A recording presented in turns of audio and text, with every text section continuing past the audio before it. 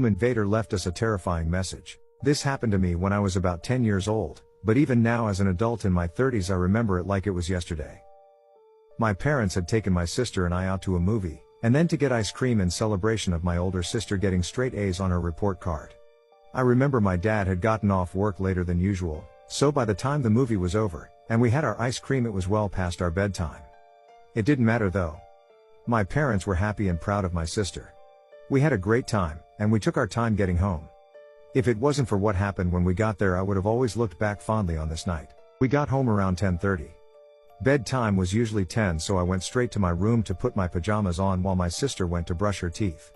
I remember thinking that it seemed a little more chilly in the house that night, but that's the only thing out of the ordinary I can recall from when we first walked in. I barely had a chance to change when I heard my dad yell our names from what I thought was the kitchen. I didn't know what was wrong, but I knew it was bad because I heard fear in his voice for the first time ever. It scared me really bad. I bolted out the door and into the kitchen as fast as I could. My sister was already there, and her and my parents were standing very close. My mom looked like she was on the verge of panic and she motioned for me to come close. She wrapped her arms around my sister, and I and my dad was already dialing on the house phone. Then I noticed some glass on the floor. I asked what was wrong, but she didn't want to tell me. She said we needed to go outside right away.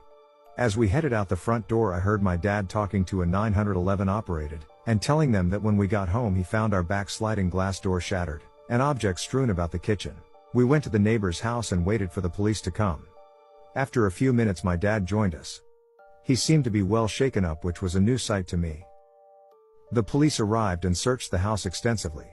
It was a big scene with all our neighbors outside, and flashing lights illuminating our entire street for hours. They never found anybody in our house.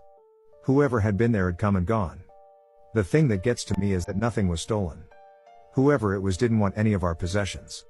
What they did was take our canned food out of the pantry and stack them into small pyramids on our kitchen counter. They also turned on the TV in the basement and moved a few random objects to different parts of the house. Very creepy. It was like an insane person had been in our home and did things for reasons that only made sense to him.